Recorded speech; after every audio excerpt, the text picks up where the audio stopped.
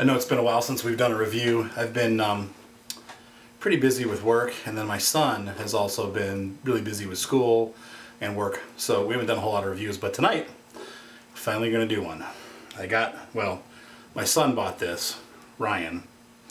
This is the Nano QX from Blade, so let's take a look at it. It's pretty cool. The unit comes with a yellow body with yellow blades, and then it also comes with a green body and green blades. Now the blades aren't too easy to replace. We did do them, but this, first of all, you can see how small it is. I mean, my hand next to it shows you it's a little guy. Probably about the same size as one of those mall-bought helicopters, but you know, it's just little. And it comes with a manual. It also comes with a, let's see, there's a picture of it on the box. It comes with this USB battery charger, which I think is really cool because in the olden days they came with a 4-cell battery charger. You had to put 4 AA batteries in it, and that was really stupid as far as I'm concerned. And it, you know, it would waste batteries, and this USB charger is a much better idea. So, and this is the battery. Here's the battery it comes with.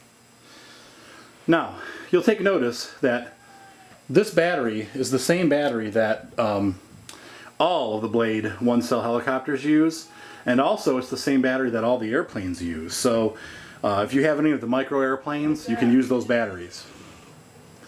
Okay, one more thing I wanted to touch base on before we go into the flight footage, because I didn't make this real clear. Once you have the unit bound to your transmitter, the turn-on process, I just want to make this clear, radio on first, okay? The only time you turn it on later is if you're going to bind, but now that it's bound and paired, you don't need to do that. So the radio goes on first, then you plug the helicopter in, you set it down, you're not going to be able to see that, and you wait till the light turns blue, which it just did, and now this little heli is ready to fly. The other thing too is when you're turning it on, make sure that you keep your stick all the way down. You don't want this up or you're gonna... Now it shouldn't start. Usually what'll happen is you'll see an error code flashing in here if the throttle is up. So, you know, it won't go on its own, but make sure the throttle's down just for safety. That's a good practice anyway.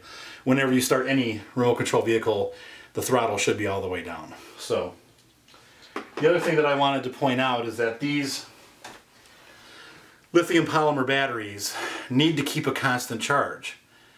If you see the light, when this has what's called a low voltage cutoff. When the battery gets low, you'll see a red light start flashing. It'll flash red and blue. So that is your warning, and the helicopter will drop. It's going to shut itself off. So you'll know it landed, the light's flashing red and blue. That means that the flight is over. Disconnect the battery and put it away. Don't try to keep flying. If you run the battery down further than that emergency signal, you will ruin the battery and it'll never work again. So you get one shot at that. If you discharge the battery past that warning, you're going to ruin the battery and it'll never work again. So these light bulbs are sensitive. You have to be careful with them. So just wanted to point that out before we get into the flight portion. Hope that helps. So I am very impressed with this quadcopter. One of the things that I will tell you is that you do need to retrim it at the beginning of each flight. So when you turn your controller on, set all of your trims to center before you plug the battery in.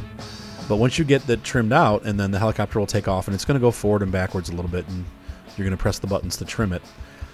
It will then, you know, pretty much hover hands-free. Another thing that I really like about it is the blade guards. This makes it pretty much beginner-proof, and as you can see here, we're, you know, ramming this thing up into the ceiling, and with those blade guards, it doesn't do anything. It just goes up there and sticks. They also keep you fairly protected in a front or rear crash if you tend to hit or if you happen to hit a wall or run into something in the room, maybe a person. They will protect it a little bit. Now, if you hit the corner of a dresser, your blade is still gonna, you know, go and hit the dresser. So try not to crash into things if possible, but they are there to help, and it really does work. But I have just been impressed at how stable this is. It's not a great outdoor flyer. It really needs to be calm for you to be outside flying with this. but it's really impressive how well they did keeping this thing or putting this thing together. If you're looking for a good second helicopter, like you've gotten into it, you've got the bug, you like to fly, but you're wanting something that you can really learn on, this is a great way to do it. The battery life's about 5 minutes. The helicopter is super sturdy. We've crashed it a bunch of times and it just keeps flying. There's no issues with it. And since it doesn't have, the fly bars and all that stuff, there's very little to break if you bump into the wall. So I really recommend it as a good trainer. It will tangle in people's hair. I've gotten my daughters a couple times, yeah, to their chagrin. But yeah, I would definitely recommend this product. It's fairly cheaply priced at $79 if you have a radio, and if you don't have a radio, which of course you probably don't, it's going to be $99, and that includes the radio, the battery, the charger. I mean, it's such a great deal. And if you break it, the hobby store will have parts for it because they're very popular. So it's not hard to find parts. So I give this thing a total thumbs up. It's a great way to learn to fly. It flies fast in the house, and it's a lot of fun. Go out there and get one. This is it's awesome. You can see here I want to land on the tray. Thanks, and be sure to subscribe.